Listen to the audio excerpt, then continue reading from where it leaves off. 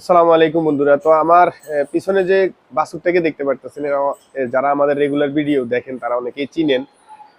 দীর্ঘ 1.5 মাস পরে তাকে বন্দি দশা থেকে আজকে মুক্ত করছি আর কি।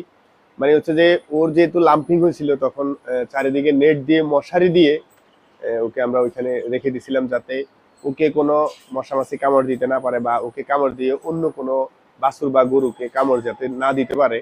এই কারণে ওকে আমরা যখন ও আক্রান্ত হয়েছি প্রাথমিক অবস্থায় ধরা খালছিল, মানে ধরা পড়ছিল প্রাথমিক অবস্থায়, তখনই হচ্ছে যে ওকে আমরা মশারি নেট দিয়ে মশারি বানিয়ে মশারির ভিতরে রেখে দিছি।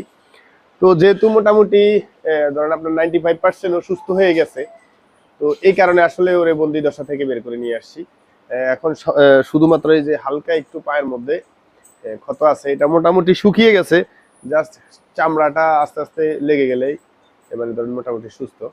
তো যাই হোক, কিভাবে আসলে ওকে আমরা সুস্থ করলাম, এই 1.5 মাস পর্যন্ত ওকে কি কি ওষুধ দিচ্ছি বা কিভাবে চিকিৎসা করছি, এ বিষয়ে খুব দ্রুত একটা ভিডিও দেওয়ার চেষ্টা করব। আশা করি পেজটাকে ফলো করে দিয়ে রাখবেন, বা ইউটিউব চ্যানেল থেকে হলে চ্যানেলটাকে সাবস্ক্রাইব করে দিয়ে রাখবেন।